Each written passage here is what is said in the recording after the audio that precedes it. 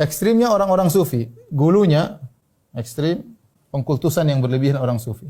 Seperti apa? Seperti contoh mereka mengatakan Abdul Qadir Jailani diberikan kun oleh Allah Subhanahu wa taala. Kalau dia bilang kun fayakun, jadi maka jadilah. Dan ini menunjukkan bahwa si Abdul Qadir Jailani mampu mengatur alam semesta.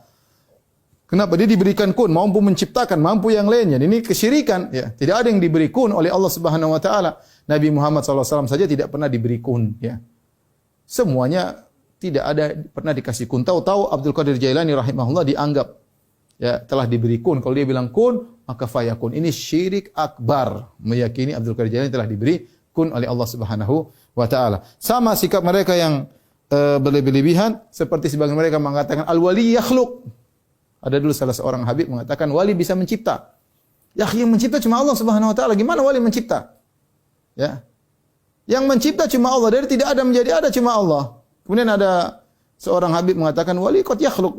Wali mungkin bisa mencipta karena telah memiliki karomah yang tinggi, wali bisa mencipta. Ya, saya kadang-kadang heran lihat orang sufi seperti itu. Otak mereka taruh di mana? Bagaimana mereka sampai berlebihan seperti ini?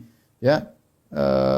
Sehingga akhirnya menjadi apa kata Imam Syafi'i, tidaklah seorang mengenal sufi di pagi hari walam ya'ti dhuhur illa waqad qad sara ahmaq, tidaklah seorang mengenal sufi di pagi hari sebelum datang zuhur sudah pandir, ya. Ini contohnya benar seperti menganggap bahwasanya wali bisa mencipta, ya. Wali bisa bilang kun fayakun, ya. Kemudian di antaranya meyakini misalnya wali atau ya, dunia dan seisinya milik Nabi sallallahu alaihi wasallam, ya. Ini juga pengkultusan orang sufi yang berlebihan. Di antaranya mereka membacakan syair yang berbunyi wa inna min judika dunya wa dharrataha. Ya Rasulullah, di antara kedermawananmu adalah dunia dan akhirat. Dan ini mereka ucapkan. Ini saya bilang orang sufi zaman sekarang.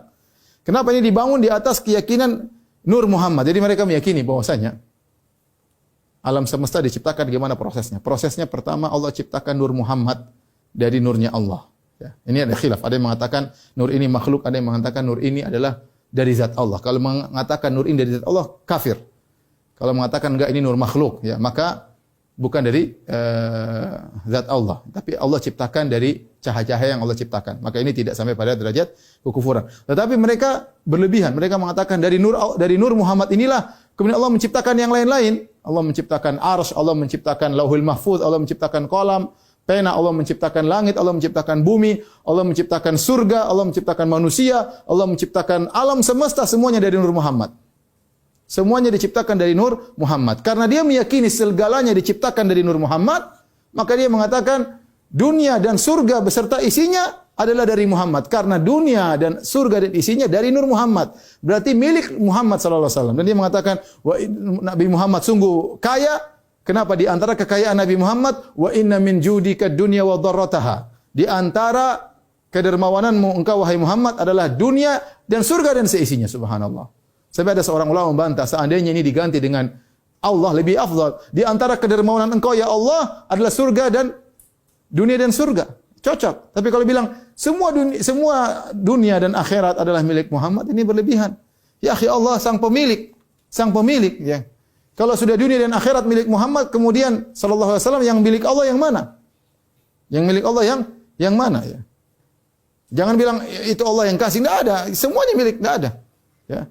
Rasulullah SAW kita cinta kepada Nabi SAW, tapi tidak boleh berlebihan. Saya mengatakan demikian. Dan ini juga di antara sikap ekstrim berlebihan orang sufi mengkultuskan wali-wali mereka atau orang dianggap wali sampai pada tahapan demikian, ya.